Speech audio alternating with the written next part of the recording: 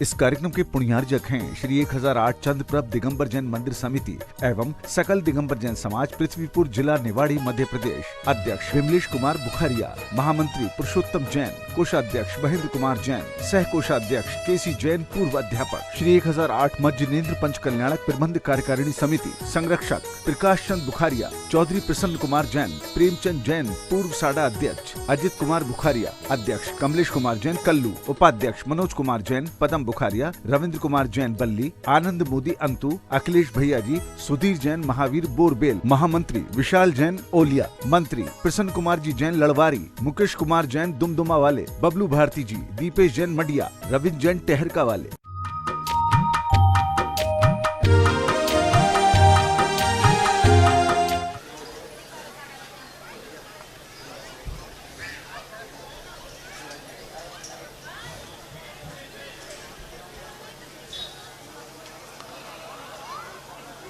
नमो अरिहन्ताणं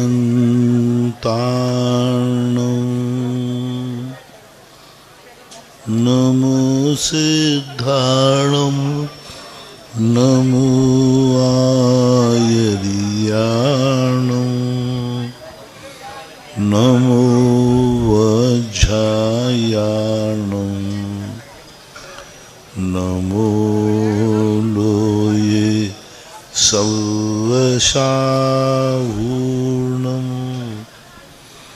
पंच परमेष्टि भगवान की आचार्य श्री गुरुवर कुंद कुंद महाराज की, आचार्य श्री गुरुवर विद्यासागर महाराज की जय। परम पूजनीय निर्यापक श्रवण मुनि श्री सुधा सागर जी महाराज की जय। परम पूज्य चुल्लक श्री धैर्य सागर जी गंभीर सागर जी महाराज की जय।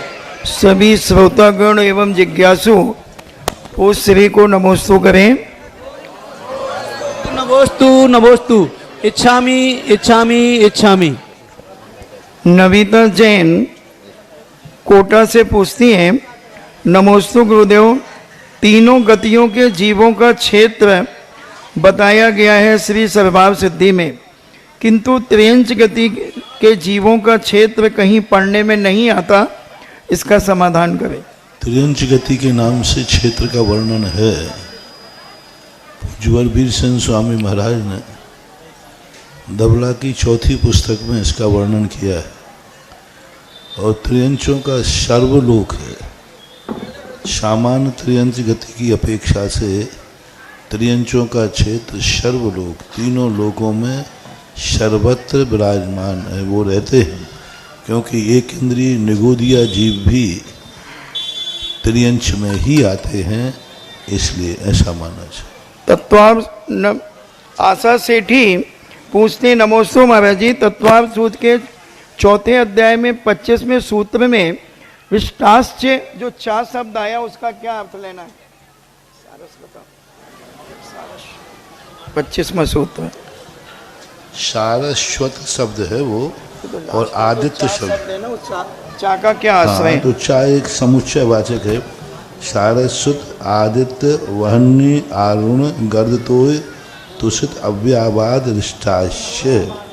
चार शब्द से अर्थ एक भी होता है कि ये जो नाम दिए हैं, इनके अलावा भी उपनाम यानी सामान्य नाम भी पाए जाते हैं। और चार शब्द वाक्य के समापन के अर्थ में भी लिखा जाता है। अजित जैन मांगरोल 12 से पूछते हैं, नमोस्तु गुरुदेव, जीव शुभ अशुभ कर्मों का आश्रय एक साथ एक समय में कर सकता है क्या? कर्मभूमि मनुष्यों में ही महाराज मनुष्यों की सबसे कम आयु क्यों होती है, जबकि देवों की सागरों पर्यंत तो पल्यों में भोगभूमि की होती है? इसका कोई उपाय है क्या कि हम भी अपनी आयु बढ़ा सकें? देव और नार की पुण्य का फल भोगते हैं, उन्हें मोक्ष जाने की व्यवस्था नहीं है। और कर्म भूमि में मोक्ष जाने की व्यवस्था होती है। इसलिए संसार की आयु ज़्यादा होना अच्छी चीज़ नहीं है। अल्पायु भी ना हो और इतनी ज़्यादा आयु नहीं हो कि असंख्यात वर्षों तक इसी संसार में पड़े रहें। इसलिए मोक्ष मार्ग यहाँ से खुलता है, इसलिए आयु इससे ज़्यादा की जरूरत ही नहीं है। श्रीमती नमिता जैन कोटा महावीर नगर से पूछती हैं, नमोस्तु गुरुदेव, औदिक भाव कर्म के उदय से होते हैं, फिर अज्ञान भाव को इसमें किस कारण से रखा? क्योंकि अज्ञान भाव कर्म के उदय से ही आता है। मिथ्यात्व कर्म के उदय के बिना, अनंतानुबंधी कसाय के उदय के बिना अज्ञान भाव आता ही नहीं। इसलिए अज्ञान भाव नियामक रूप से कर्म के उदय से होता है, इसलिए उसको औदैक भाव में रखा है। दूसरा प्रश्न है, क्षारोक्षमिक भाव में भी अज्ञान भाव लिया है, दोनों में अंतर कैसे जाने? क्षयोपशम भाव में इसलिए अज्ञान भाव लिया कि वो ज्ञानावरणी कर्म के क्षयोपशम से होता है। ज्ञानावरणी की क्षयोपशम की अपेक्षा से वो क्षयोपशम भाव है, क्योंकि ज्ञान दर्शन सदा क्षयोपशम रूप से विद्यमान रहते हैं संसार में। निधि और जैन मिथ्यात्व की अपेक्षा से अज्ञान भाव ज्ञानावरणी कर्म की अपेक्षा से क्षयोपशम कहा गया। निधि जैन कोटा राजस्थान से पूछती हैं, नमोस्तु मुनिश्री, लोकांतिक देव शुद्ध केवली नहीं है, क्योंकि वे द्वादशांग के पाठी हैं पर अंगबाई के ज्ञाता नहीं है।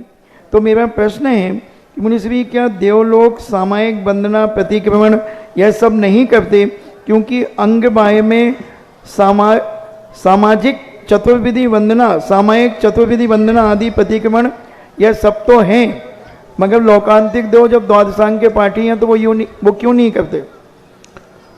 उनकी योग्यता नहीं है, क्योंकि वो देव पर्याय में है। देव पर्याय में सामायिक करने की योग्यता बनती ही नहीं है, क्योंकि उनका उसी समय सामायिक कर रहे हैं, उसी समय उनके आहार का समय हो जाता है, तो सामायिक में आहार करना पड़ेगा। तो इसलिए देवताओं के चारित्र का अभाव होने से, चारित्र के साथ जब संपूर्ण ज्ञान होता है तब शुद्ध केवलीपना बनता है। चारित्र के अभाव में यदि संपूर्ण ज्ञान का ज्ञाता भी हो, अभव भी, तो भी वह शुद्ध केवली की संज्ञा को प्राप्त नहीं होता। हमारे यहाँ कुछ रूढ़ अर्थ होते हैं। रूढ़ अर्थ का कहलाता है, इस पद पर बैठने वाला व्यक्ति यदि यह कार्य करता है तो उसको यह उपाधि दी जाएगी, अन्यथा नहीं। जैसे आप लोगों के स्कूलों में कोई व्यक्ति कितना भी अध्ययन कर ले, लेकिन जब तक वो किसी कॉलेज में जाकर परीक्षा नहीं देगा तो उसके वह ज्ञान प्रमाणिक नहीं माना जाता। मान लो कोई घर में बैठ करके सारी किताबों की स्टडी कर ले, बहुत ज्ञानी बन जाए, और बाद में वो इंटरव्यू देने पहुंचे, बोले साहब आप तो मुझे सब कुछ आता है। वो कहते तुम्हारे आने और नहीं आने से कोई मतलब नहीं, आपके पास डिग्री है क्या, प्रमाण पत्र है क्या? जैसे आपके आधुनिकता में ज्ञान का मात्र महत्व नहीं है, उसके साथ डिग्री होना चाहिए। ऐसा ही जैन दर्शन में ज्ञान का मतलब नहीं है, ज्ञान जब भी प्रमाणिक माना जाएगा जब उसके साथ चारित्र होना चाहिए। यदि चारित्र नहीं है तो ज्ञानवान तो रावण भी था, राम से ज़्यादा ज्ञान था रावण को, बहुत ज्ञान था, लेकिन वह चारित्र उसके पास नहीं था, सदाचार नहीं था। इसलिए वह ज्ञान होकर के भी वह प्रशंसा का पात्र नहीं बना, और अल्प ज्ञान हो और चारित्र पूर्ण हो तो भी वह प्रशंसा का पात्र बन जाता है। डॉक्टर नीरजा जैन बिलासपुर छत्तीसगढ़ से पूछती हैं, मेरे आराध्य गुरुवर के मेरे जीवन का उद्धार करने वाले तीर्थ चक्रवर्ती पूज्य मुनि श्री सुधा सागर जी महाराज को नमोस्तु। महाराज जी, सहस्रकूट जिनालय में पद्मासन और खड़गासन जो भगवान विराजमान किए जाते हैं, क्या उनका पुण्य अलग अलग होता है? पुण्य अलग अलग नहीं होता है, मुद्राएं अलग अलग स्वरूप को दर्शाते। मूर्ति की जो मुद्रा होती है वह अपने आप में अलग अलग प्रभावकारी होती है। मूर्ति अभिषेक के समय अलग प्रभावकारी होती है। मूर्ति जो है प्रातःकाल अलग प्रभावकारी होती है, मध्याह्न काल में अलग प्रभावकारी होती है, संध्या काल में अलग प्रभावकारी होती है। क्योंकि भक्त तीनों कालों में अलग अलग दृष्टि से जाता है। प्रातःकाल जब व्यक्ति मंदिर जाता है उसका भाव अलग होता है, शाम को जाता है तो वह अलग होता है, जब अभिषेक करता है उस समय मूर्ति का अलग होता है। तुम ये मत समझा करो कि एक ही भगवान है, उनके बार बार दर्शन करने से क्या होता है। नहीं, भगवान की मूर्ति का दर्शन जितने बार करोगे उसका फल अलग अलग होगा। भगवान की मूर्ति का दर्शन अलग अलग स्थान पे करोगे उसका फल अलग होगा। उसी मूर्ति को आपने विमान जी में रथ यात्रा में दर्शन किया, उसी मूर्ति का आपने अभिषेक के समय दर्शन किया, उसी मूर्ति पर आपने वेदी पर बैठे हुए का दर्शन किया। तीनों के दर्शन करने का फल भिन्न भिन्न है। ऐसे ही लोग नहीं आ जाते हैं रथ यात्रा देखने के लिए, ऐसे ही लोग नहीं आ जाते हैं गजरत की फेरी देखने के लिए, ऐसे ही नहीं विमान जी जब निकलता है तो हजारों। जिस समय भगवान, वही भगवान जब वेदी पे बैठे हैं, उनका दर्शन, उनकी आरती, उनकी पूजा अलग प्रभावकारी। वही मूर्ति जब रथ में बैठती है, पालकी में बैठती है तब अलग प्रभावकारी है, रथ में बैठती है तो अलग प्रभावकारी है, और गजरत में बैठती है तो अलग प्रभावकारी। मूर्ति दो नहीं है, मूर्ति तो एक ही है। लेकिन जब वो गजरत में बैठती है उस समय उसका दर्शन, उसकी शक्ति, उसकी पावर बहुत जबरदस्त हो जाती है। 9 इंच की मूर्ति को देखने के लिए गजरत की इतनी फेरी नहीं होती है। वो तो 9 इंच की मूर्ति तो मंदिर में रखी, काहे को वहां परेशान हो रहे हैं। और आप भी गजरत में भगवान को बैठा के क्यों निकाल रहे हो, लाखों रुपया खर्च कर रहे हो। मंदिर में तो बैठे ही सब कर लेंगे ना।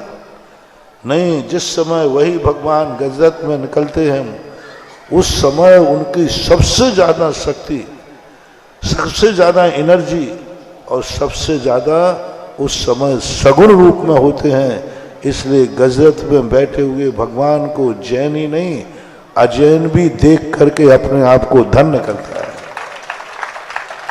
और गजरत की फेरी के भगवान को देखने के लिए क्यों थोड़ी देर शांत रहो ना।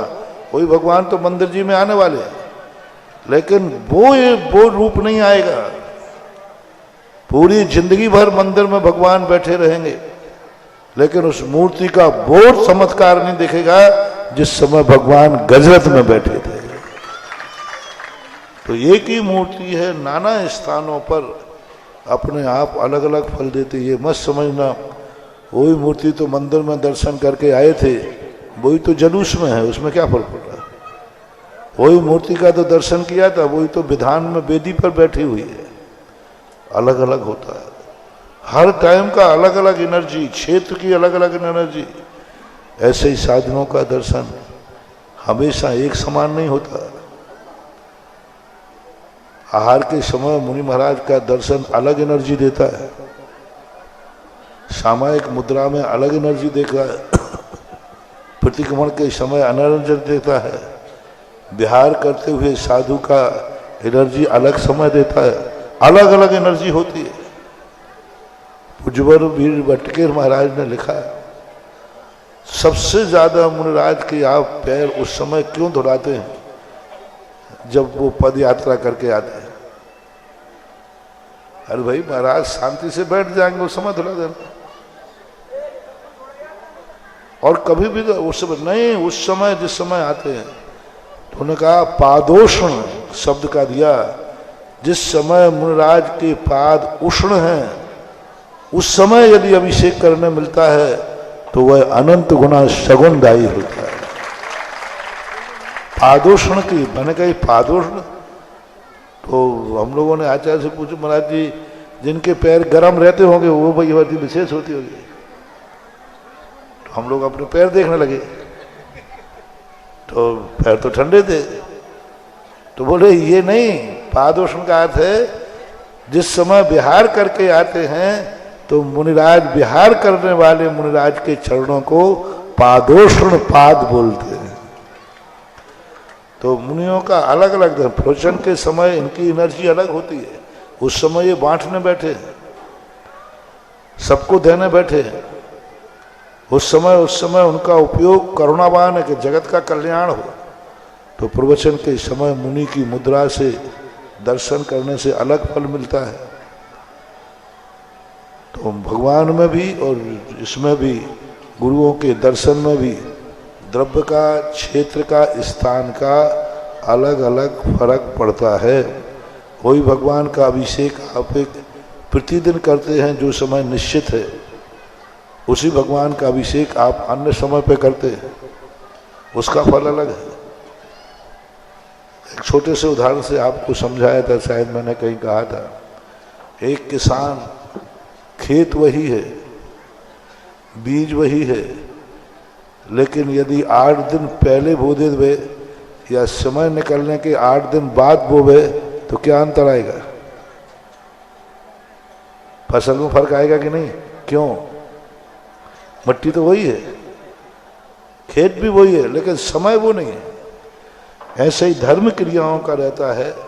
जिस समय जो क्रिया की जाती है उसी समय वो क्रिया फलदायी होती है। जिस क्षेत्र में जिसका महत्व होता है वही क्षेत्र मूर्तियों के संबंध में जानना चाहिए। अतिशय जैन मगरौल से पूछते हैं, नमोस्तु महाराज जी, जितने भी क्षयोक्षमिक भाव हैं क्या वो सभी देशघाती स्पर्धों से ही होते हैं या सर्वघाती से भी? नियम से देशघाती स्पर्धों का उदय, सर्वघाती स्पर्धों का सद्वस्था रूप उपशम और अनुदय उसी से हो। ऑनलाइन जिज्ञासाओं के पश्चात जिन वाणी चैनल, सुधा कलश चैनल और आदिनाथ चैनल के समक्ष विराजे सभी गुरु भक्तों की ओर से और साक्षात गुरु जी के पावन चरणों में विराजित सभी मुनि भक्तों की ओर से पूज्य गुरुदेव के चरणों में कोटिशाह नमोस्तु नमोस्तु नमोस्तु। पूज्य छुलसी जी महाराज जी के चरणों में बारंबार इच्छामी इच्छामी इच्छामी। और आज के जिज्ञासा समाधान के कार्यक्रम में प्रथम जिज्ञासा रखेंगी श्रीमती पिंकी जी जैन सकरार। तत्पश्चात तैयार रहें मंजू जी जैन मौरानीपुर। मैं गुरुदेव को देख रहा हूँ विगत दिनों से। गुरुदेव के अंदर कितनी आनंद करना समाहित है कि गुरुदेव अपने जीवन का एक एक क्षण अपने भक्तों के ऊपर लुटा देते हैं। उनके अंदर इतनी करुणा और दया समाहित है कि भी मैं देखता हूं कि प्रातः काल आज देखा मैंने जैसे कि सकरार नगरी में पूज्य गुरुदेव 5:30 बजे यहाँ पधारे थे और 9:30-10 बजे तक और 11 बज गए थे आहारचर्या के लिए। पूज्य गुरुदेव ने भक्तों के कल्याण के लिए ही अपना पूरा समय समर्पित कर दिया। और इसी करुणा का प्रतिफल है, इसी करुणा का प्रतिफल है कि आज हर गांव नगर में पूज्य गुरुदेव की कृपा से अभिषेक करने वालों की लाइन लगी रहती है। जब हम ग्रंथों को उठा करके देखते हैं कि कौन जीव बनता है तीर्थंकर जिसका समोषण लगता है, वो जीव कहते हैं ग्रंथों में लिखा जाता है कि सुखी रहें सब जीव जगत की जो भावना भाता है।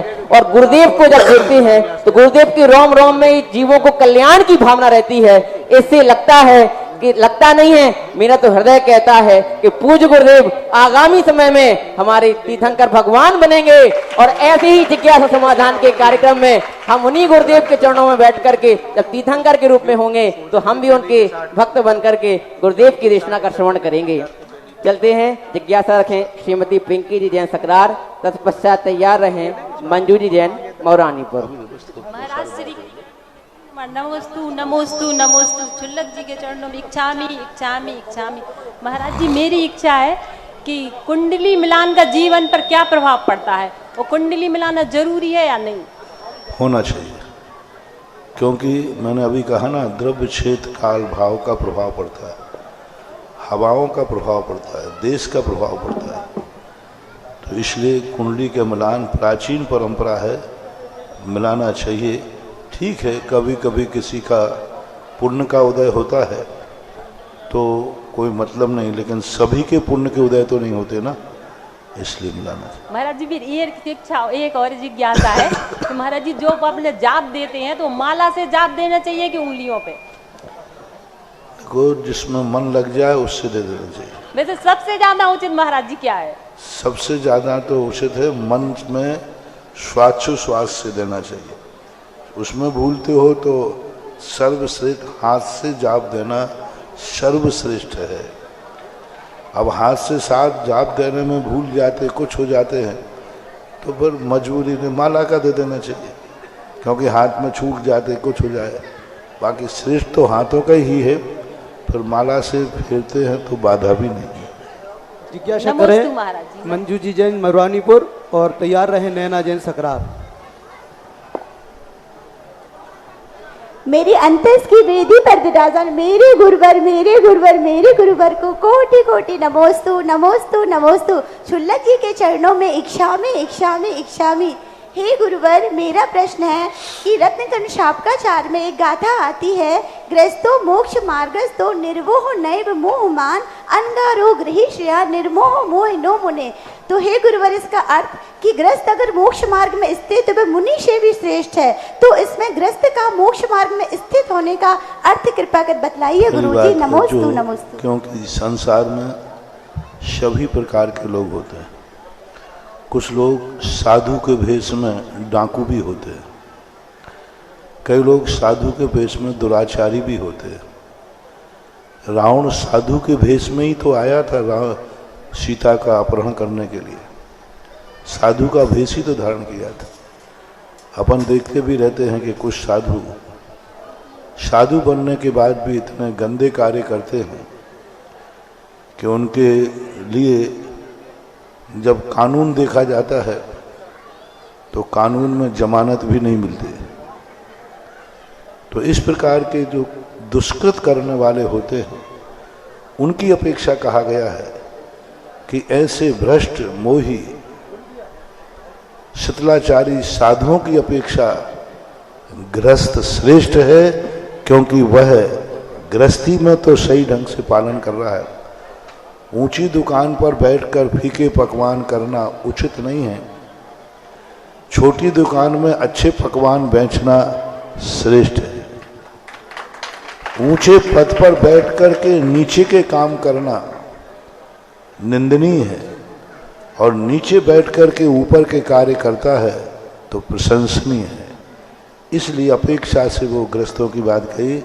मोक्ष मार्गस्थों का अर्थ है कम से कम वो अपने शक्ति प्रमाण, अपने चर्या प्रमाण वो पालन तो कर रहा है, वो कुछ ना कुछ आचरण तो कर रहा है। एक व्यक्ति चौथी कक्षा से 5वीं की तरफ जा रहा है, चौथी कक्षा में फर्स्ट क्लास पास हुआ है, और एक व्यक्ति 5वीं कक्षा में फेल हुआ है, तो दोनों में श्रेष्ठ कौन है?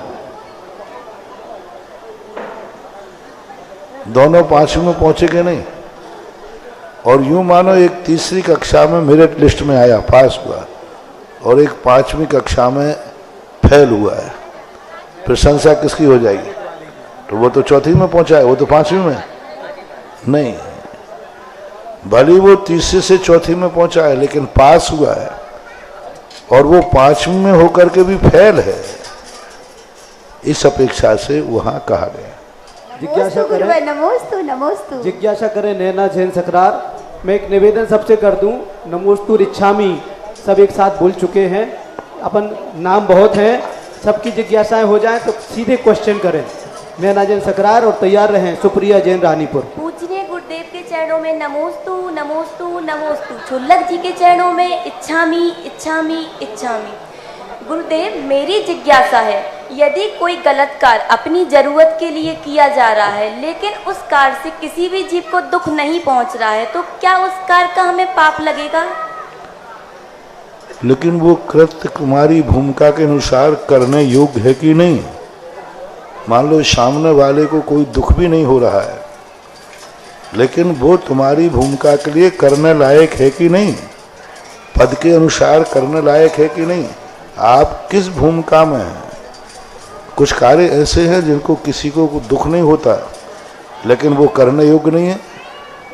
इसलिए हमें ये भी देखना पड़ेगा कि वह हमारी भूमिका में करने योग्य है अथवा नहीं है, ये भी विचार करना। नमोस्तु गुरुदेव। जिज्ञासा इच्छामि करें महाराज। सुप्रिया जैन रानीपुर और तैयार रहें किरण जैन सकरार।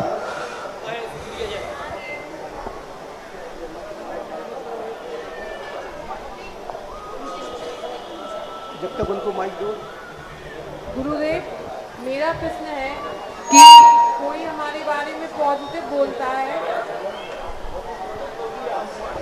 आ रही आवाज, आ रही, बोलिए। कोई हमारे बारे में पॉजिटिव बोलता है तो हम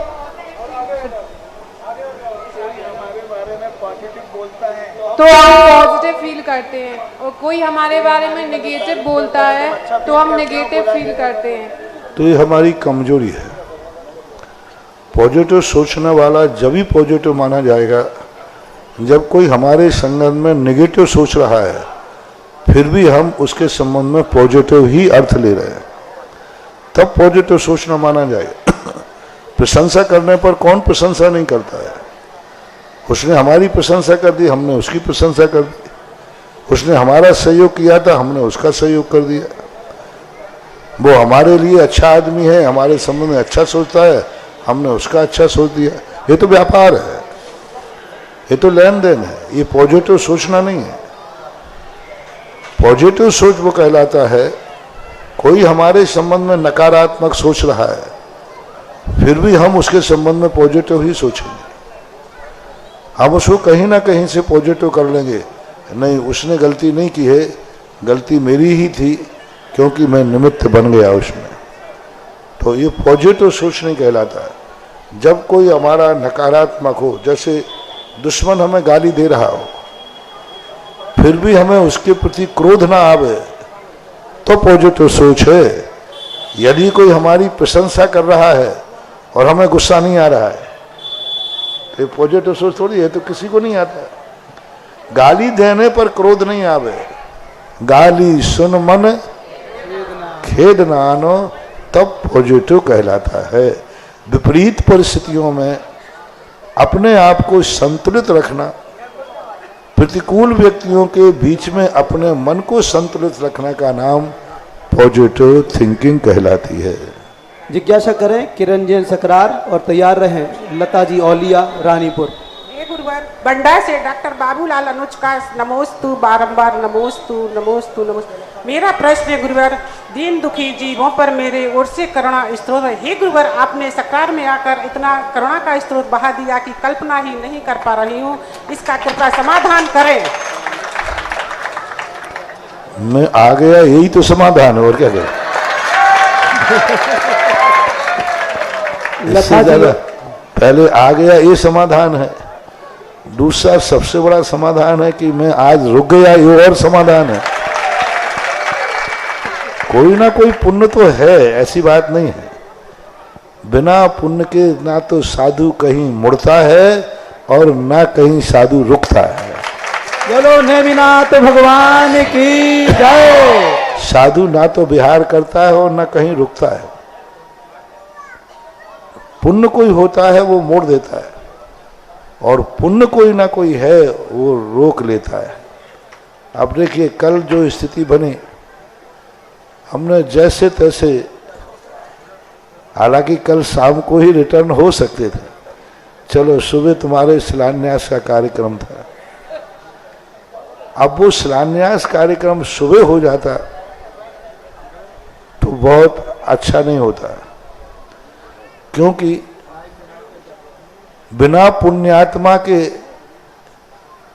कोई कार्य करने से उसका फल नहीं मिलता। नमोस्तु करने वाले के बाद आशीर्वाद देना अच्छा है कि नमोस्तु के पहले ही आशीर्वाद देना अच्छा है। एक तुमने किसी ने नमोस्तु नहीं किया है और हमने कहा सबको आशीर्वाद है, और एक तुमने नमोस्तु किया तब मैंने कहा सबको आशीर्वाद है। श्रेष्ठ कौन सा था? तो नमोस्तु के बाद आशीर्वाद जो मिलता है वो दिन दूना रात चौगुना फलता है। इसलिए कल आज शिलान्यास हो कैसे जाता है? यहाँ के नेमिनाथ भगवान कहते हैं कि यहाँ की समाज को अभी आपको किसी ने नमोस्तु तो किया ही नहीं, अभी कोई मंदिर बनाने का पुण्यार्जक तो आया ही नहीं, मूल नायक तो आया ही नहीं, और मूल नायक बनाने का कोई व्यक्ति सामने नहीं आया। तुम क्यों शिलान्यास कर रहे हो? क्यों कर रहे हो? यदि आज शिलान्यास हो जाता तो इस शाम का शायद जिज्ञासा नहीं मिलता है, और शायद वो शिलान्यास होता तो नेताओं का शिलान्यास माना जाता। नेता क्या करते? शिलान्यास कर देते, फिर वो इसलिए प्रकृति कहती बाबा जी एक दिन रुको, बढ़िया कोई व्यक्ति, बहुत बढ़िया कोई पुण्यात्मा परिवार जरूर सकरार में है। सकरार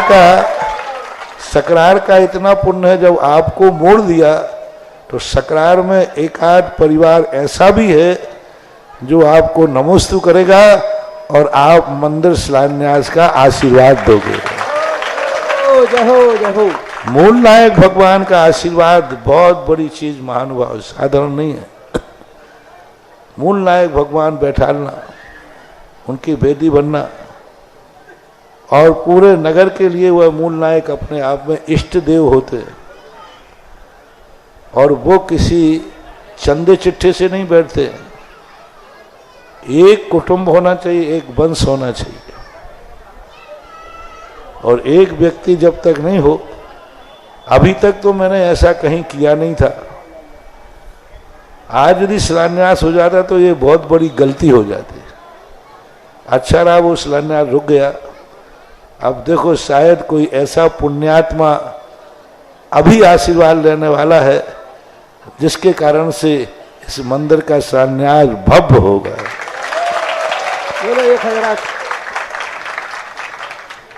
चलो जिज्ञासा करें। हाँ, लताजी वाली रानीपुर, और उसके हाँ, पूर्व जिज्ञासा बोलो। गुरुवर के चरणों में त्रिवार नमोस्तु नमोस्तु नमोस्तु। छुल्लक जी के चरणों में त्रिवार इच्छामि इच्छामि इच्छामि। हे गुरुवर, मेरा प्रश्न है, सहस नाम के 9वें अध्याय से पहला सूत्र है कि त्रिकालदर्शी लोकेशो लोकधाता ग्रणविता सर्वलोकाधिका पूज्या सर्वलोके सारथी। कृपया हे गुरुवर, इसका अर्थ आप अपने श्री मुख से हमें समझाएं। भगवान को एक नाम है, 1008 जो नाम है ना, उनके गुणों को लेकर के इनका ये नाम किया गया। उन गुणों के लिए, नाम के लिए संज्ञाएं दी जाती हैं। कौन सा अध्याय था?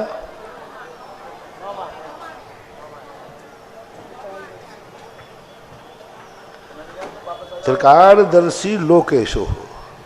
आप त्रिकालदर्शी हैं, लोक के ईश हैं, लोकधाता है, लोक को ध्याने वाले, यानी लोक की व्यवस्था करने वाले। वक्तांबर में आता ना, व्यक्तम तमेव भगवान पुरुषोत्तमोति, इसके पहले आता आपने संसार की व्यवस्था की है, व्यवस्थित किया है, इसलिए आप लोक के धाता हैं। दृढ़व्रता, आप अपने व्रतों में दृढ़ हैं। सर्वलोक अतिगः, सर्वलोकों में आप इनके आपकी बराबरी करने वाला कोई नहीं है, पूज्य हैं। सर्वलोक एक सारथी, तीनों लोगों को आप संचालित करने वाले सारथी हैं, यानी आपके इशारे पर ही, आपके बताए हुए नियमों पर ही ये सारा देश चल रहा है। इसलिए इसको लोक को चलाने के लिए आप सारथी हैं। तो ये गुणात्मक उनके जो कार्य हुए हैं, उनको लेकर उनके नाम संज्ञाएं दी गई। और पूज्य महाराज श्री के आशीर्वाद प्राप्त करने के लिए जो बड़े बाबा का, मूल नायक श्री नेमिनाथ भगवान जी का नवीन विशाल मंदिर जो सकरार में बनने जा रहा है, उसके पुण्यार्जक मूर्ति, बड़े बाबा की मूर्ति, मूल नायक भगवान की, और शिखर और वेदी, तीनों मिलाकर के एक ही परिवार ने अपनी स्वीकृति पूज्य महाराज श्री के समक्ष प्रस्तुत की है, अपनी भावनाएं प्रकट की हैं। मैं आमंत्रित कर रहा हूं पूरे परिवार को, और कमेटी के लोग आए उनका सम्मान करेंगे और श्रीफल महाराज जी को भेंट करवाएं।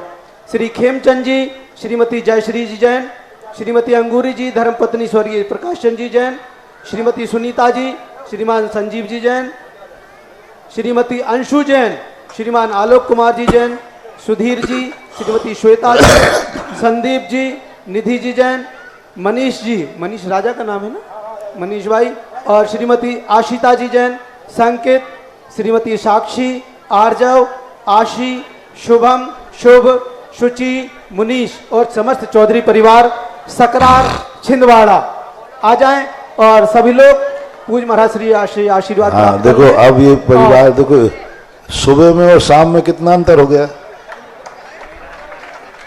आज महाराज जी आपके चरण भी उनके घर में हाँ, पड़ गए। आज आहार भी इनके यहाँ हुआ है, उसी खुशी में इन्होंने। अब देखो ये मंदिर, अभी आपका मंदिर इतना छोटा है कि आज पूरी समाज ही उसमें नहीं बैठ पाई। आज अभिषेक करने वाले बैठ गए तो सारे लोग, महिला सब बाहर बैठना पड़ा। इतना छोटा मंदिर है, सदोष मंदिर है, बहुत सारे दोष उसमें हैं, पश्चिम मुखी मंदिर है। तो और भी, तो इस प्रकार आपका ये नया मंदिर बनाने का भाव, आप लोग बहुत पहले राजस्थान में आए थे। जब मैं राजस्थान में था, बिजोलिया में था, कहाँ था, भीलवाड़ा में आकर के वो हर समय मंदिर बनाने का आशीर्वाद लिया था, पर वो अभी नहीं बन पाया। नेमिनाथ भगवान ने सोचा होगा कि तुम भीलवाड़ा से आशीर्वाद लेके आए हो तो वो भी एक दिन यहाँ आएंगे तभी बनेगा। शिलान्यास का आपने मुहूर्त भी लिखवाया था, वो कागज भी मिल गया, नक्शे पर लिखा है कि पर वो होना आज था। तो अब ऐसी स्थिति में बहुत अच्छा, अब उसमें एक मूल वेदी होगी। ओम शांति। आवाज नहीं भाई, तुम लोग बोलते बहुत हो, आप बोला नहीं भाई, मौन पूर्वक रहें, आपका कार्य भी चलता जाए, लोग सुनते भी जाएं, क्योंकि सारे भारत के लोग लाइव टीवी पर बैठे हुए हैं और वो देख रहे, विदेश में भी देख रहे हैं, सारे लोग टीवी बैठे देख रहे हैं। तो आप लोग आवाज नहीं करें, चुपचाप रहें। तो ये स्थिति, उसमें एक तो मूल नायक भगवान होंगे बड़े, आजू बाजू में दो वेदियां और होंगी, जिसमें पुराना समूषण और नया भी आ सकता है। तो एक तो मूल हो गया, अब दो वेदी वाले और सामने आ जाएं, और फिर उसके बाद पूरी समाज यदि अच्छी तरह जुट गई तो बनते बनते कोई आरसीसी का न बन के पाषाण का बन जाए। लेकिन उसके लिए आप सारी समाज को, अब कल प्रातःकाल जैसे शिलान्यास आदि की स्थिति बनती है, तो आप लोग भी अपनी अपनी तैयारियां कर लें, किसको क्या करना है, कैसा करना है। दो वेदियां और हैं अभी आजू बाजू, इनकी भी शिखर बनेगी, वेदी बनेगी, भगवान बैठेंगे, शिखर भी बनेगी, यानी 3 शिखरों वाला ये मंदिर होगा।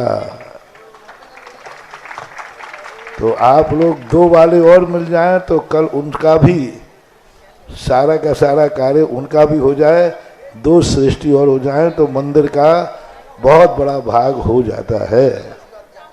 जिज्ञासा रखें। निबी जी जैन सकरार पटवास्थली ललितपुर से, तत्पश्चात तैयार रहें खुशबू जी जैन बीना।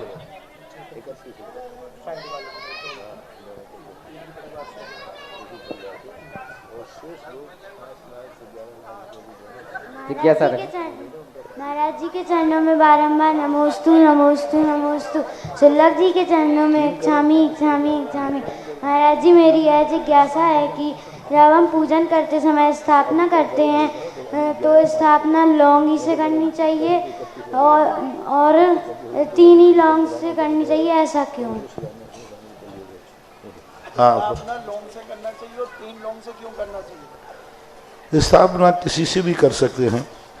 3 लौंग को एक प्रकार का 3 बार करके 3 कर देते हैं। तुम्हारे पास ज़्यादा लौंग हैं तो ज़्यादा चढ़ा देना, चढ़ा देना, कोई ऐसी बात नहीं है। वो तो स्थापना का है, बस अखंड होना चाहिए, ये ध्यान रखना। जैसा कि महाराज जी ने बताया है, मूल नायक भगवान के पुण्यार्जक परिवार हमें प्राप्त हो गए हैं, उन्होंने आशीर्वाद भी प्राप्त कर लिया है। और अब 2 वेदियां दोनों साइड मूल नायक के बनेंगी, उनके भी शिखर वेदी और उन वेदी के मूल नायक, तीनों के पुण्यार्जक परिवार कोई अपने नाम देना चाहते हो तो उसकी 31 कलश 31 श्रीफल में वो भी पूरे परिवार के साथ अपनी स्वीकृति दे देंगे, तो उनका भी नाम कल शिलान्यास जो होना है उसके साथ उनका भी नाम लग जाएगा। और इसके अलावा भी कोई और अपनी राशि 11 लाख 5 लाख कोई देना चाहते हो तो वो भी उनके नाम का पटिया मंदिर जी में लग जाएगा। जो भी अब 1 लाख भी लगेंगे, 1 लाख वो अभी पहले अभी बड़े बड़े लोग कर दे। कोई अपने नाम अभी देना चाहते हो क्या तो होता है, उसके ऑनलाइन में छोटी राशि होते ही सारे अमीर गरीब हो जाते हैं। तो कोई अपने नाम ऐसे देना चाहते हो ए तो क्वालिटी, ऑनलाइन बी क्वालिटी, सी क्वालिटी। ए क्वालिटी वाले वो माने जाएंगे जो तीनों वेदियों को बनाने वाले पुण्यार्जक है, और ये अपने ये क्वालिटी के धर्म में भी आगे हो तो धन में भी आगे रहोगे, ऐसी बात है। देखो महाराज जी ने कहा है तो पुण्यार्जक तो आएंगे ही। कल महाराज जी की भावना थी, महाराज जी की भावना के अनुसार आज उसकी पूर्ति हो चुकी है। तो आज कुछ महाराज जी की भावना मुखारविंद से शब्द निकले हैं वो भी पूर्ति होगी। जिज्ञासा करें खुशबू जी जैन बीना और तैयार रहें पवन जी जैन सकरार। महाराज श्री के चरणों में त्रैवार नमोस्तु, छुल्लक जी के चरणों में त्रैवार नमस्तु। भारतीय श्रवण संस्कृति द्वादशीय पाठ्यक्रम में मेरा द्वितीय वर्ष है। महाराज जी मेरी जिज्ञासा है कि वर्तमान के पंचम काल में क्या अवधि ज्ञानी मुनि होते हैं, और होते हैं तो उनकी संख्या बताइए। अवधि ज्ञान का निषेध तो है नहीं, लेकिन कोई नाम से कोई अवधि ज्ञानी मिले नहीं। ऐसा उल्लेख मिलता है कि पंचम काल के अंत में वीरांगज नाम के मुनिराज को अवधि ज्ञान होगा। दूसरा उल्लेख मिलता है, पूज्यवर यति विश्व आचार्य महाराज ने 2000 वर्ष पहले लिखा कि हर 500 साल में जहाँ उपकल्की की स्थापना या कल्की की स्थापना होगी उस समय एक मुनिराज को अवधि ज्ञान होगा। ये उल्लेख तो मिला है, लेकिन आज 2500 वर्ष हो चुके, हर 500 साल में कम से कम 4-5 मुनिराज हो जाना चाहिए था, लेकिन कोई उल्लेख नहीं मिल रहा है। आगम से निषेध नहीं है, लेकिन साक्षात मिलने की स्थिति नहीं बन रही।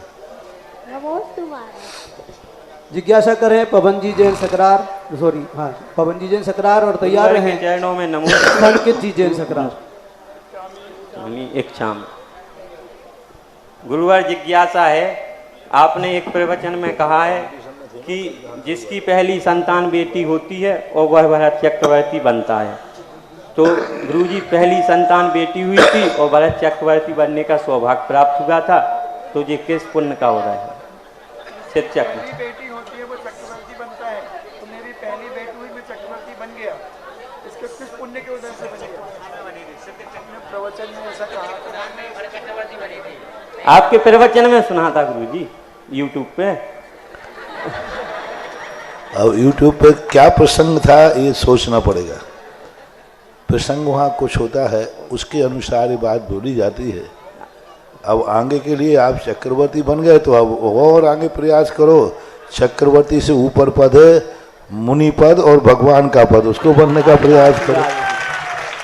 जय हो गुरु।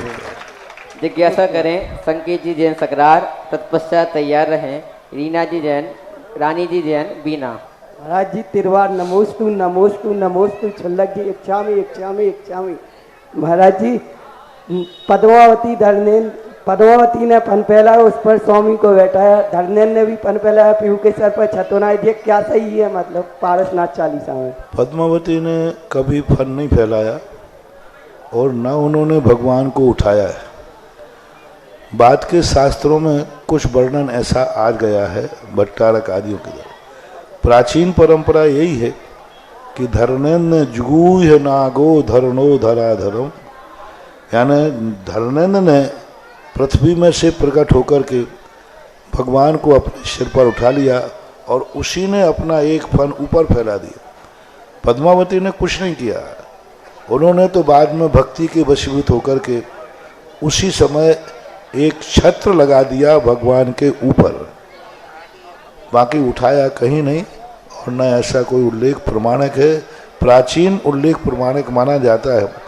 प्राचीन मूर्तियों में भी पद्मावती सिर पर नहीं उठाए हुए है, प्राचीन मूर्तियों में धरनंद उठाए है, पद्मावती बाजू में खड़ी हुई छत्र लगाए हुए है। अब जितवानी में तो आपके द्वारा लिखी हुई हैं वो, हाँ तो वो आप लोगों के अभी के बनाए हुए हैं, तो जो मानते हैं तो मान लेते हैं, है नहीं, आगम सम्मत नहीं है वो बात। जिज्ञासा करें रानी जी जैन बीना, तत्पश्चात तैयार रहें संजय जी जैन अशोकनगर। महाराज श्री के चरणों में त्रैवार नमोस्तु नमोस्तु नमोस्तु। छुल्लक जी के चरणों में त्रैवार इच्छामी इच्छामी इच्छामी।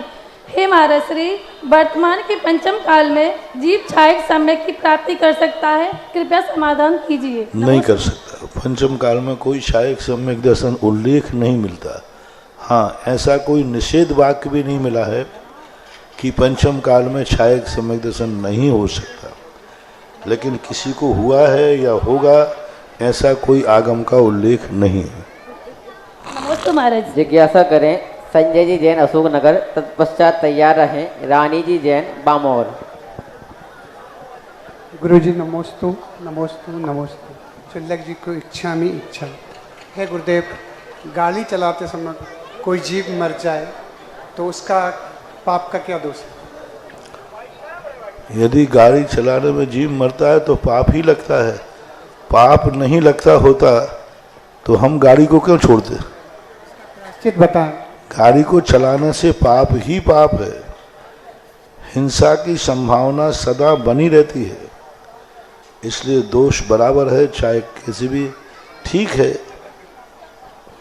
जैसे कोर्ट में होता है कि एक्सीडेंट में कोई की मौत हो जाती है तो धारा 302 नहीं लगती, क्योंकि मरा है, उसके मारने का भाव नहीं था, तो दोष कम लगता है, लेकिन दोष लगता तो है। तो गुरुदेव उसका प्रायश्चित कुछ? अब प्रायश्चित सार्वजनिक नहीं दिया जाता, आपके कैसे लगा, क्या हुआ, उस पर विचार किया। जिज्ञासा रखें रानी जी जैन बामौर, तत्पश्चात तैयार रहें प्रतीक्षा जी जैन गंज बासोदा। मेरे आराध्य गुरुवर के चरणों में बारंबार नमोस्तु। छुल्लक जी के चरणों में बारंबार इच्छामी इच्छामी।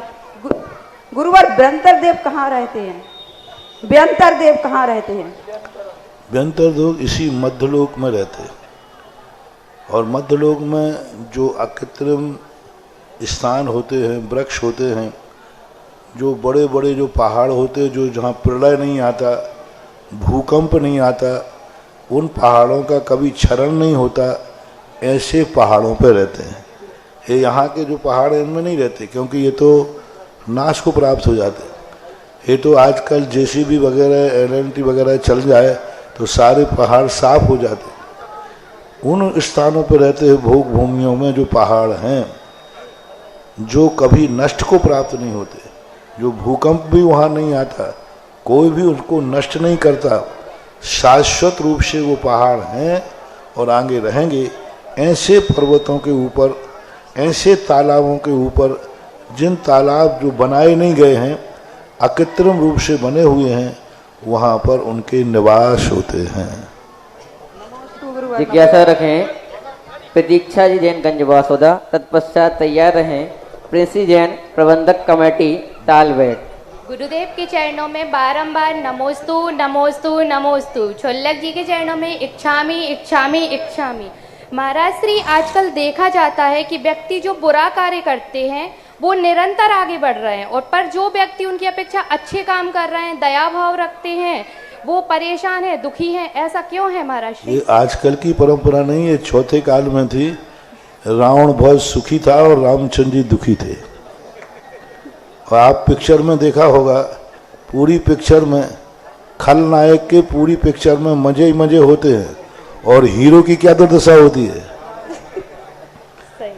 हीरो पूरी पिक्चर में पिटते ही रहता है। तो ये नीति गलत नहीं है, क्योंकि पापी के पास यदि धन दौलत वैभव नहीं होगा तो वो पाप कैसे करेगा, फिर उसकी दुर्गति कैसे होगी। और धर्मात्मा के पास उतना ही होता है जिससे वो अपने आप बहुत सारे पापों से बच जाता है। इसलिए, और एक बात, दूसरी बात है जो आज पापी है, अतीत में उसने बहुत पुण्य किए। रावण ने अतीत में बहुत सारे पुण्य किए थे, बड़े बड़े किमिक्षिक दान दिए थे। उस पुण्य के परिणाम स्वरूप आज वो धनवान हुआ है। आज वो गलत कार्य कर रहा है तो कल गरीब होगा। और जो आज धर्मात्मा हैं और गरीब हैं, उन्होंने अतीत में बहुत बुरे भाव किए, गलत कार्य किए हैं। उन गलत कार्यों के कारण से आज वो गरीब हुआ और वो आज दुखी है, परेशान है। वर्तमान में धर्म कर रहा है तो भविष्य में जो अमीर होकर बुरे कार्य कर रहा है वो तो गरीब बनेगा, और जो गरीब होकर अच्छा कार्य कर रहा है वो आगे जाके अमीर बनेगा। लेकिन वर्तमान में तो अतीत का दंड भोगना पड़ेगा। जिज्ञासा रखें प्रिंसी जैन, उनके साथ प्रबंधक कमेटी तालबेट से खड़ी रहे। तत्पश्चात तैयार रहें सुरभि जी जैन, बानपुर। हेलो, नमोस्तु गुरुवार, नमोस्तु नमोस्तु। शुल्लक जी के चरणों में बारंबार क्षामी क्षामी क्षामी। हे महाराज जी, हम सकल दिगंबर जैन समाज तालबेट की ओर से श्री बल भेंट करने आए हैं। हमें भी अपना आशीर्वाद दीजिए। सब जगह हो गया, तालबेट रह गया। हे गुरुवार, आशीर्वाद दीजिए, आशीर्वाद दीजिए। नमोस्तु महाराज जी। देखो कितना गलत बोला। तालबेट सब हो गया, तालबेट, और कुछ भी नहीं हुआ था तब तालबेट हुआ था। जब कहीं भी नहीं गया था, अकेले मात्र तालबेट के लिए गया था सबसे पहले, बहुत शुरू।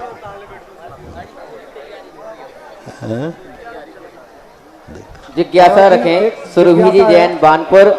तत्पश्चात तैयार रहें आनंद जी मोदी, पृथ्वीपुर। महाराज जी, हमारी सभी कमेटियों की तरफ से एक जिज्ञासा है कि हम लोग मंदिर के काम को तन मन धन से पूरे तरीके से करना चाहते हैं और हर तरीके से करते हैं, पर आपसी के लोगों में, आपसी के मतभेद में, परिवार वालों से बुराई मिलती है। उसके लिए हम लोगों को ऐसा मार्गदर्शन कीजिए जिससे हम लोगों को बुराई न करके मंदिर का काम कर सके। तो सारे संसार का नियम है कि जिस व्यक्ति ने आगे बढ़ा और उसकी टांग किसी ने खींची। हमेशा समाज के कार्य करते समय ओम शांति।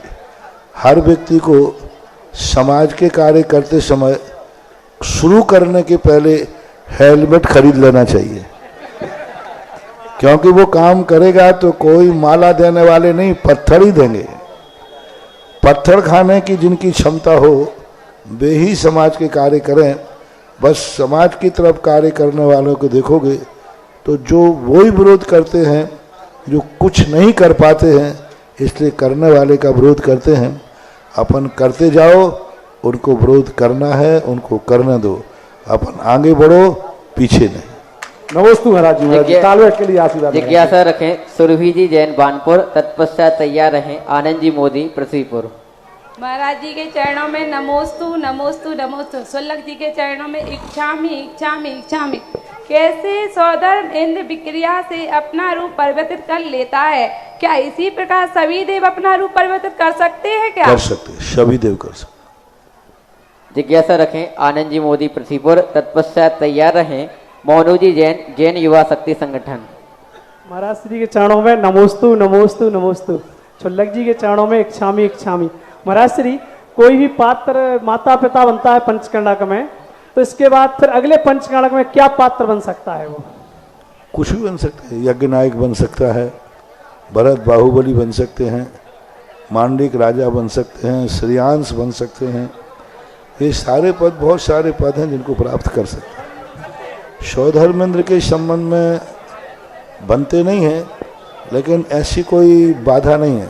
जैसे आपने देखा होगा ओम शांति, कैसे आवाज हो रही है? आपको मालूम है कि राष्ट्रपति बनने के बाद पार्षद का चुनाव लड़ सकता है कि नहीं? लड़ सकता है, कानून में कोई बाधा नहीं है, कोई बाधा नहीं। राष्ट्रपति पार्षद का चुनाव लड़ना चाहे राष्ट्रपति बनना तो कोई बाधा नहीं है, लेकिन गरिमा के कारण से वो लड़ते नहीं है, बस ऐसा मान लेना चाहिए। जिज्ञासा रखें क्योंकि माता पिता को शास्त्रों से इसलिए बाधा नहीं है कि माता पिता मरण करके मोक्ष ही जाए, कोई नियम नहीं है। माता पिता मर करके स्वर्ग जाते हैं और सौधर्मेंद्र आदि भी अंगुली पर्याय में वो बन सकते हैं। तो निषेध तो नहीं है, लेकिन गरिमा वो राष्ट्रपति वाली है कि आप माता पिता बने तो अब जिज्ञासा रखें मोनोजी जैन, जैन युवा शक्ति संगठन सकरार। तत्पश्चात तैयार रहें अंजू जी जैन सकरार। नमोस्तु गुरुवर, नमोस्तु गुरुवर, नमोस्तु गुरुवर। लोग गुरु को तो मानते हैं लेकिन गुरु की नहीं मानते हैं, तो ऐसे लोगों को कौन सा पाप लगता है? अब ऐसे लोगों को यही पाप लगता है, ना मानी सियानों की भीख, ले खपड़िया मांगी भीख।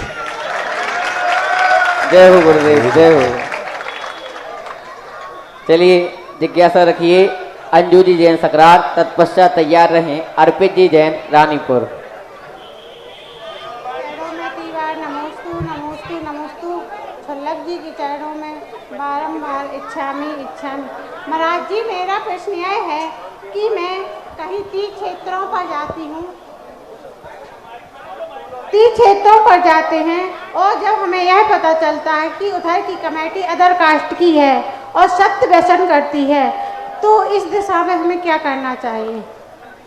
आपका अधिकार क्षेत्र न होने से आप कुछ नहीं कर सकते। ओम शांति। क्या मचा रहा भाई, क्या कर रहे हो? ठीक से खड़े हो, हमें कोई क्लब में खड़े हो, दोस्त यारी में गए? चलिए बैठिए वहां पे। तो अधिकार क्षेत्र न होने से हमें वहां पर विकल्प नहीं करना चाहिए। यदि अधिकार क्षेत्र है कि हमारे ऐतराज करने से कमेटी में सुधार हो सकता है तो फिर सुधार करना चाहिए। शिकायत रजिस्टर है तो उस पर नोट लगाना चाहिए, वहाँ की कमेटी को सचेत करना चाहिए। बस यही कर सकते हो। जहाँ अपनी नहीं चल सकती वहाँ क्या करोगे? शांत रहने से। जिज्ञासा रखें अर्पित जी जैन रानीपुर। तत्पश्चात तैयार रहें सरिता जी जैन रानीपुर। गुरुवर भगवान को नमोस्तु नमोस्तु नमोस्तु।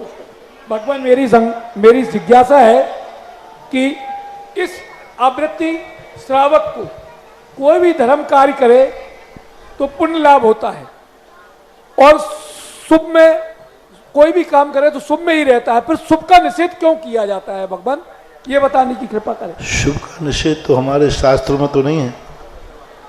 कोई कंजाइस्ट होगा तो जरूर करेगा। आगम में तो शुभ का निषेध नहीं है। आगम का तो ये कहा है कि जो शुद्ध में विराजमान हो सकते हैं, हमारे यहाँ 3 क्रिया हैं, अशुभ और शुद्ध। जो शुद्ध में विराजमान हो सकते हैं उनको शुभ करने के लिए मना किया गया, लेकिन जो अशुभ में रत हैं उनको तो शुभ करने का ही कहा गया है। जिनवाणी में कहीं भी शुभ का निषेध नहीं है। शुभ को पुण्य का कारण बताया गया है। पुण्य का कारण को कहीं निषेध नहीं है, पुण्य का निषेध है। पुण्य का निषेध होना, पुण्य के कारण का निषेध होना अंतर है। हमारे यहाँ धन को बुरा नहीं कहा है।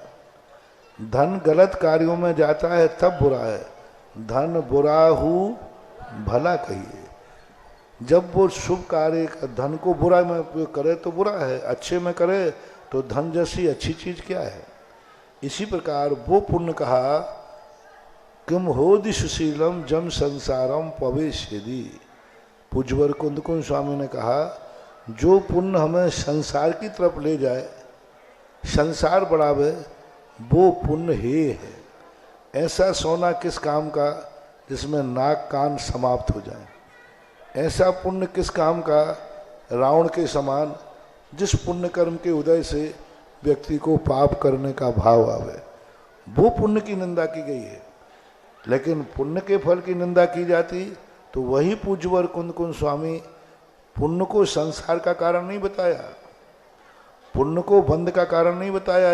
एक पक्ष है। यदि पुण्य पुण्यानुबंधी है तो पुण्य फला अर्हंता भी तो कहा है। पुण्य से संसार का बंध होता है, संसार का कारण है। वहीं पूज्यवर कुंद स्वामी ने कहा पुण्य का फल अर्हंत है, ये भी तो कहा है। इस बात को गौण क्यों किया जाता है?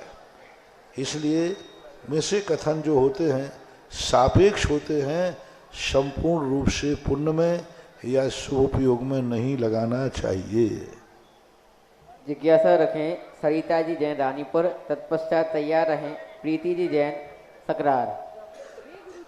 मेरे और मेरे परिवार की तरफ से तैवार नमोस्तु नमोस्तु नमोस्तु शुल्लक जी को इच्छामी इच्छामी इच्छामी।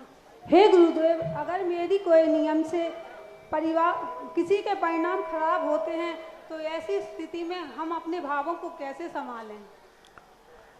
अपने पूर्व के कर्मों का चिंतन करके, तत्व विचार करके कि जब हमारे लिए प्रतिकूल वातावरण आया है, जरूर मेरे स्वयं के अशुभ कर्मों का उदय है, ऐसा चिंतन करके। जिज्ञासा रखें प्रीति जी जैन सकरार, तत्पश्चात तैयार रहें हीरल जी जैन झांसी। कोटसा नमोस्तु नमोस्तु नमोस्तु शुल्लक जी के चरणों में इच्छामी इच्छामी इच्छामी। मेरी जिज्ञासा यह है, जैसे हम 12 महीने के चतुर्दशी व्रत करते हैं तो और व्रत जैसे डमोकार मन 64 रिद्धि व्रत करते हैं तो उसमें जोड़ सकते हैं या नहीं?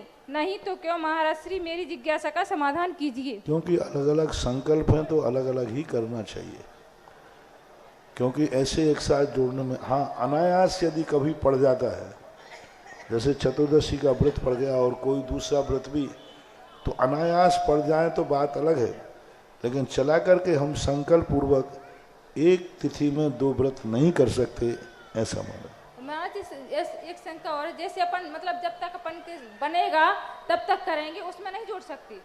जब तक अपनी मतलब जब तक शक्ति रहेगी अपन में तब तक अपन का ऐसा नियम लिया है तो उसमें फिर नहीं जोड़ सकती क्या वो? अपन ये नियम लेवे क्यों? अपन तो जीवन भर पालेंगे।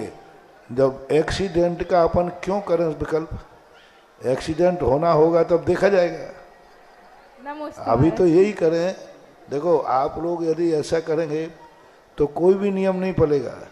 जैसे हम लोग मुनि व्रत को, मुनि दीक्षा लेते समय विकल्प करें कि जब तक हमसे मुनि व्रत पलेगा तो पालेंगे, नहीं, क्यों? जीवन की अंतिम श्वास तक पालेंगे, क्योंकि जैसा संकल्प होता है प्रकृति अपन को वैसा ही कर देती है, ऐसा। अब रही बात एक्सीडेंटल केस है, तो एक्सीडेंटल केसों को गिनती में नहीं लिया जाता है, वो जो होना है तो ठीक। आज की अंतिम जिज्ञासा करेंगे हीरल जी जैन झांसी। और इस बीच महाराज जी, मंदिर निर्माण में 1,11,000 रुपए की स्वीकृति एक परिवार ने दी है। श्रीमान प्रमोद जी जैन, श्रीमती कल्पना जी जैन। अभी इनकी काउंटिंग पीछे रखो, ये बड़ी बड़ी घोषणा होने दो, जल्दी मत करो। ये तो पूरे परिवार को, पूरे समाज के लिए ऐसा एक भी घर नहीं बचना है जिसका कोई ना कोई अंश इस मंदिर में नहीं लगेगा। ये घोषणा करने की जरूरत नहीं है, ये राशि टाइम लगेगा, कोई एक दिन में मंदिर नहीं बन रहा। 2-3 साल से लेकर 5 साल का बचा तो 5 साल, आरसीसी में 3 साल लगेगा। तो 3 साल के अंदर प्रत्येक परिवार को नियम ही बना दो कि एक इतनी राशि हर परिवार को देना ही है और उस मंदिर में। लेकिन अभी तो उनको नाम लिखो जो पहले तो 2 वेदी वाले, फिर 11-5 वाले आए, उनको लो, बाकी सबके लिए तो नियम ही है। जय बोलो महावीर भगवान की जय। हीरल जी जैन झांसी। और अंतिम जिज्ञासा करेंगे भावेश जैन सकरार। उसके बाद नमस्ते महाराज जी।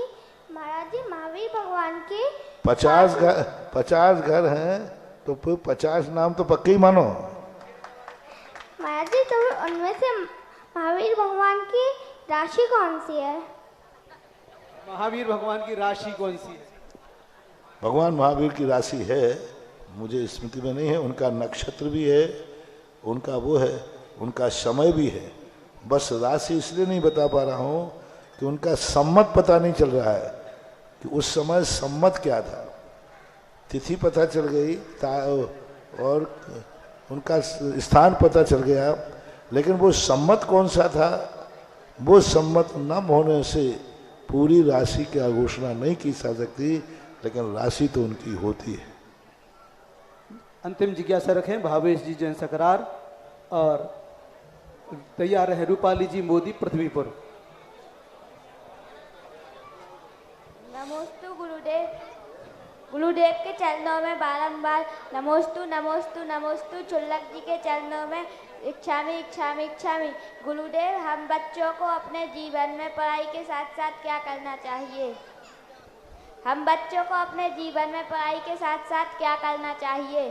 पढ़ाई के साथ में हम बच्चों को अपने जीवन में क्या क्या करना चाहिए? अपने मम्मी पापा की पूरी बात मानना चाहिए और स्कूल से जो होमवर्क मिले उस होमवर्क को पूरा करना चाहिए। ये दो काम। जिज्ञासा रखें रूपाली जी मोदी पृथ्वीपुर।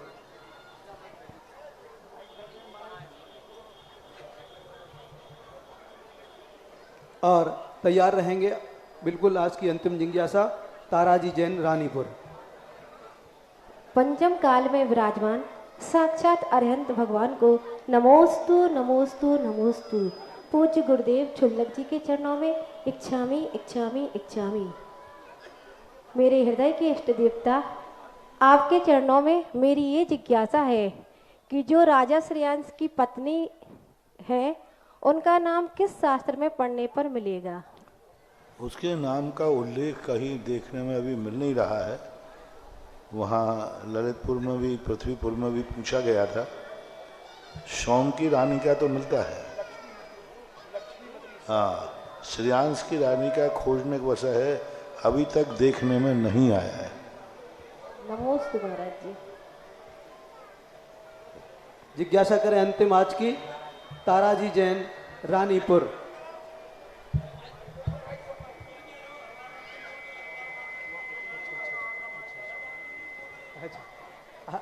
आज की बिल्कुल अंतिम मत बोलो या तो फिर चलना दो। रानीपुर का नमोस्तु नमोस्तु नमोस्तु। महाराज, निर्माण कार्य मंदिर में चल रहा हो, निर्माण कार्य में कुछ लोग आके उसका प्रोत्साहन ना बढ़ा के मनोबल तोड़ें और पैसा व्यर्थ खर्च करने का आरोप लगाएं, ऐसी स्थिति में कमेटी को क्या करना चाहिए? तो सहयोग नहीं देते और विरोध करते हैं कि ये फालतू पैसा। अभी मैंने पहले प्रश्न के जवाब तो दिया था, सबका एक ही जवाब है, विरोध करने वालों को मत देखो, अपना काम करो और काम करने वालों को सावधान रहना चाहिए कि जिस व्यक्ति ने जिस मद में पैसा दिया है उसी मद में खर्च करें और एक एक कौड़ी सावधानी से खर्च करें। व्यर्थ में खर्च करने से करने वाले को दोष आता है। और आज की आरती के पुण्यार्जक परिवार बन गए हैं महाराज, जिन्होंने स्वीकृति दी उनकी आरती में आज के पुण्यार्जक बन गए। 1,11,000 रुपए श्रीमान प्रमोद जी जैन, कल्पना जी जैन, आकाश जी जैन, आकाश गारमेंट परिवार सकरार। आ जाए सा परिवार और पूज महाराज श्री की आरती। आ जाए शाह परिवार, आ जाए सभी लोग। वही मंदिर में ही चले गए आरती के माध्यम से।